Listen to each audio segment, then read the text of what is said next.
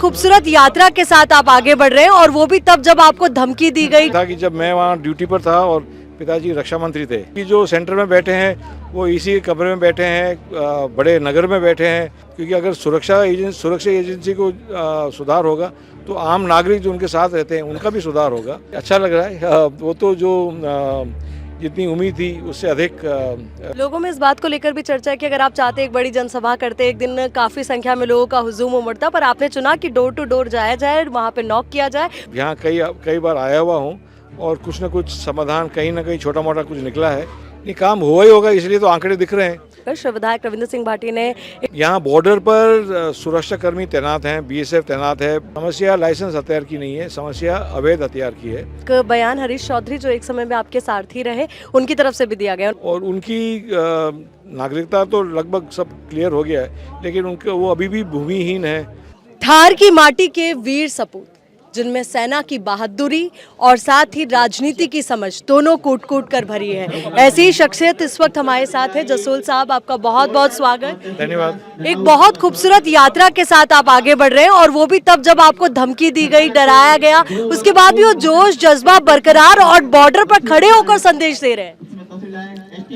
धमकी और डराने की कोई किसी का की क्षमता नहीं है, क्योंकि जिस प्रकार भगवान की दया से 3 बार कश्मीर में ड्यूटी करी है और वहाँ कई अधिक ज़्यादा धमकी के संकेत थे। और एक समय ऐसा भी था कि जब मैं वहाँ ड्यूटी पर था और पिताजी रक्षा मंत्री थे, तो वो भी दिन देखे हैं। ये तो एक बहुत छोटी बात है, परंतु पुलिस ने कहा कि सावधान रहना, तो पुलिसकर्मी साथ में है और अपने सभी कार्यकर्तागण भी साथ हैं और वो पूरा सहयोग दे रहे हैं। धमकी के कारण हम अपना क्षेत्र छोड़ नहीं सकते और विशेष लगाव बॉर्डर पर रहा है, क्योंकि ये क्षेत्र ऐसा है कि अंतिम छोर पर कई वंचित रह जाता है, कई कारणवश पहुंचना मुश्किल है। यहाँ अधिकारी पहुंचते नहीं हैं या पोस्टिंग ले लेते हैं लेकिन आते नहीं हैं। तो ये सब जो विषय हैं उनको इसकी समाधान के लिए बीच में आए हैं। सरहद को किस तरीके से समृद्ध बनाने की कोशिश और कवायद है, क्योंकि पहले आपने देखा कुछ भारत पाक तनाव की स्थिति भी हुई और वहीं कहा जाता है कि अंतिम छोर तक जो व्यक्ति बैठा है उस तक वो तमाम सुविधाएं नहीं पहुंच पाती जो सेंटर में बैठा है। वो तो स्वाभाविक है, क्योंकि जो सेंटर में बैठे हैं वो इसी कमरे में बैठे हैं, बड़े नगर में बैठे हैं। उनकी कार्यालय बहुत सुंदर है। यहाँ वो सुविधाएं पहुँचती नहीं है और सुविधाएं पहुँचाने के लिए बजट चाहिए। और पहले यहाँ एक बीडीपी की योजना आती थी बॉर्डर के लिए, पूरे भारतवर्ष के लिए, और मैं चाहता हूँ कि बीडीपी की योजना पुनः लागू की जाए, क्योंकि उससे बहुत लाभ हुआ, केवल नागरिकों के लिए नहीं परंतु सुरक्षा कर्मियों के लिए, चाहे वो पुलिस थाना हो बॉर्डर का या चाहे बीएसएफ का पोस्ट हो। उनके यहाँ पानी की व्यवस्था, उनके यहाँ सड़क की व्यवस्था, ऐसी सब चीज़ें जिससे सबका जीवन जुड़ता है। क्योंकि अगर सुरक्षा एजेंसी को सुधार होगा तो आम नागरिक जो उनके साथ रहते हैं उनका भी सुधार होगा। और ये मिलाप आपस में बहुत अति आवश्यक है, क्योंकि नागरिक ये है जिसके पास सूचना है और वो सुरक्षा एजेंसी को देंगे जब उन पर विश्वास हो, आपस में मिलाप हो, आवागमन हो। आवागमन ही नहीं है तो वो कहाँ से सूचना पहुँचाएंगे। तो अभी यात्रा के जो जैसे से आप आगे बढ़ रहे हैं, तो क्या कुछ फीडबैक आपको मिला है? मैंने सुना था आप 3 चरणों में ये यात्रा करने वाले, पहला चरण ये है। किस तरीके का आपको लग रहा है फीडबैक, और लोगों का साथ उतना मिला जितना आपको अपेक्षित था या उससे कहीं ज़्यादा? नहीं, अच्छा लग रहा है। वो तो जो जितनी उम्मीद थी उससे अधिक रिस्पांस आया है। और जो जैसे हमारे सब टीम यहाँ साथ है, यहाँ के आम जन साथ में है। ये विषय 36 कौम का विषय है, किसी एक वर्ग का नहीं है। और उपस्थिति या जहाँ सभी यहाँ उपस्थित हैं, 36 कौम उपस्थित हैं, क्योंकि विषय उनके लिए है, समस्या उन सब की एक है, चाहे वो शिक्षक की हो, चाहे वो नर्स क्वार्टर की हो या नर्स की पोस्टिंग की हो, और चाहे बिजली की हो। क्योंकि जब नागरिक बॉर्डर पर रहने वाला नागरिक की मांग बढ़ती है, इसका मतलब कहीं ना कहीं उनको दिखता है कि सुविधा पहुंच सकती है, उनको विश्वास बढ़ता है सरकार के प्रति और वो विश्वास है, इसलिए वो मांग कर सकते हैं। लोगों में इस बात को लेकर भी चर्चा है कि अगर आप चाहते एक बड़ी जनसभा करते, एक दिन काफ़ी संख्या में लोगों का हुजूम उमड़ता, पर आपने चुना कि डोर टू डोर जाया जाए, वहाँ पे नॉक किया जाए, उनकी समस्याओं को सुना जाए। तो इसके पीछे क्या कारण रहा? क्या कुछ इस यात्रा का बड़ा उद्देश्य है जो आपको लगता है? देखिए, ये बड़ी सभा करना तो आसान है अगर आपके पास अच्छी पूंजी हो या सपोर्ट हो, परंतु गांव में जाकर गांव में उनकी आवाज़ सुनना, गांव में जाकर उनकी बात सुनना, उनके बीच बैठना, मैं समझता हूँ कि उससे नागरिक का, आम नागरिक का, आम जन का विश्वास सरकार के प्रति, पार्टी के प्रति और ज़्यादा बढ़ता है। और जो किसी कारणवश कोई दूरी रही हो, वो दूरी पूरी हमें दूरी को समाप्त करना है, वो सिर्फ गांव में जाकर हो सकता है या ढाणी में जाकर हो सकता है। आम सभा करने में तो एक तरफा ही बात होती है कि वो व्यक्ति या राजनेता भाषण देगा और सुनने की बात समय ही नहीं होगा, और वो माध्यम भी नहीं है।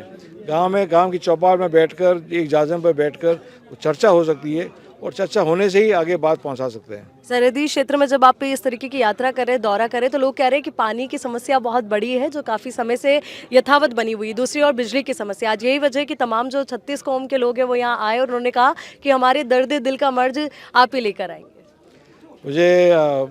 मुझे बहुत गर्व महसूस हो रहा है कि मेरे पे इतना विश्वास है। पहले यहाँ कई बार आया हुआ हूँ, और कुछ न कुछ समाधान कहीं ना कहीं छोटा मोटा कुछ निकला है, इसलिए वो विश्वास अभी तक बना रखा है। इसलिए मुझे थोड़ा महसूस हो रहा है, और मुझे विश्वास है कि अगर सही तरीके से किसी विषय को अप्रोच किया जाए और उस विषय को रखा जाए, सही जगह रखा जाए, सही तरीके से रखा जाए, मुझे विश्वास है कि उसका समाधान निकल सकता है। रेगिस्तान है तो इसलिए पेयजल की व्यवस्था, विशेषकर पेयजल की व्यवस्था, वो हमेशा प्राथमिकता में रहेगी।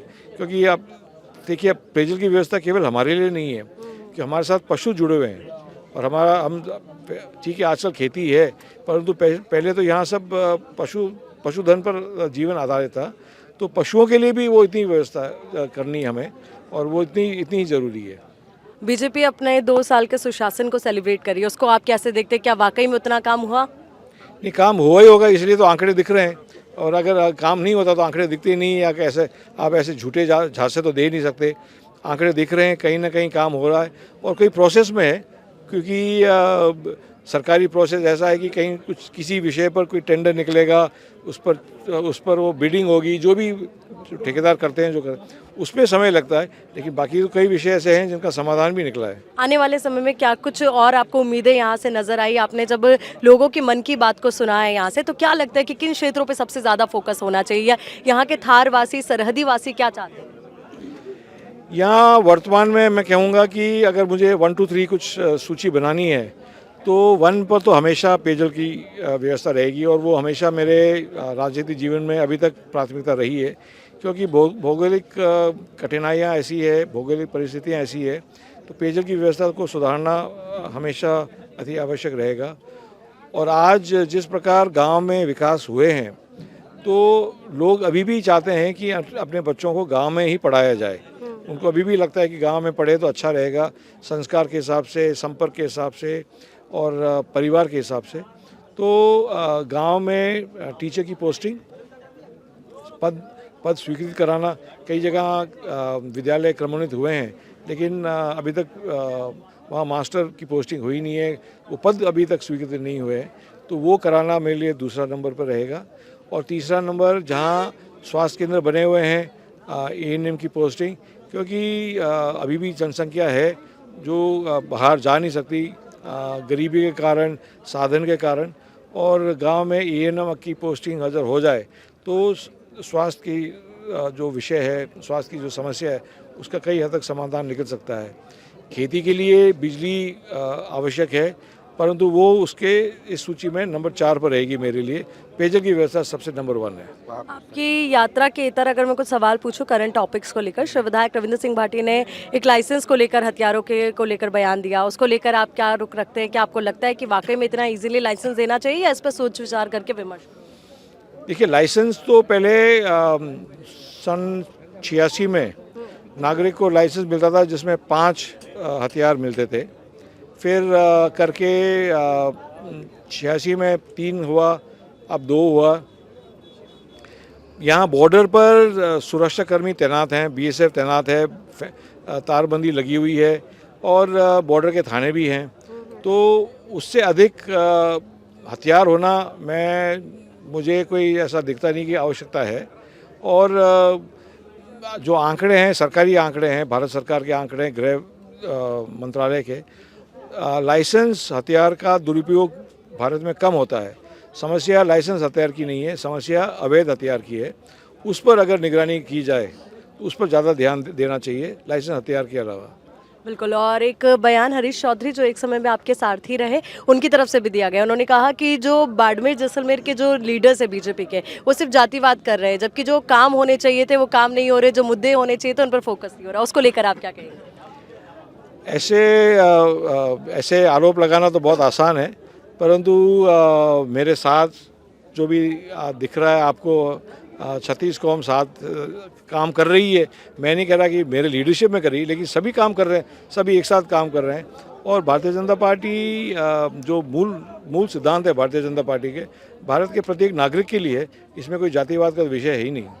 यानी आने वाले समय में काम पर पूरा फोकस नजर आएगा और जो विकास कार्य भी शायद अटके हुए हैं या पाइपलाइन में है, वो धरातल पर भी नजर आएंगे।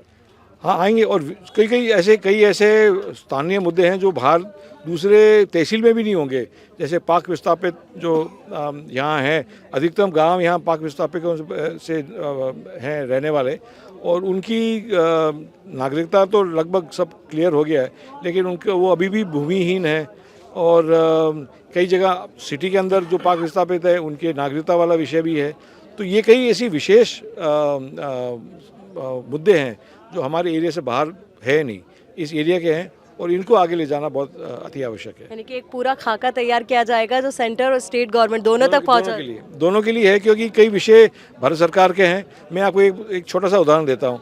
बॉर्डर का गांव है, तारबंदी उस साइड में तारबंदी है, उसी गांव के लगभग 500 बीघा ज़मीन तारबंदी की उस साइड रह गई, जो जिसका तरमीम हो चुकी है, जो म्यूटेशन हो चुका है। अब वो किसान वहाँ कुछ कर नहीं सकता उस ज़मीन का। पंजाब में बॉर्डर पर जो ज़मीन उस साइड चली गई तारबंदी के, उनको खेती करने के लिए छूट दी जाती है 5 बजे तक। यहाँ भी छूट देनी चाहिए। वो विषय हमें भारत सरकार तक ले जाना है। चलिए, बहुत बहुत शुक्रिया। देखिए, बहुत बिजी स्केड्यूल आपका है, आज भी कम से कम 6 से 7 जगह पर आपको पहुंचना है, और उसके बावजूद आपने अपना बिजी स्केड्यूल में से कीमती समय हमें दिया, इन लोगों से मुलाकात की, इनकी समस्याओं को सुना। तो सरहदी वासी हमेशा आपके आभारी रहेंगे, और उम्मीद यही कि आज जो खाका यहाँ से तैयार होगा उस पर जल्दी अमल किया जाए। वीडियो जर्नलिस्ट जसवंत के साथ आयुषी जुर्गे, द खटक, बाड़मेर।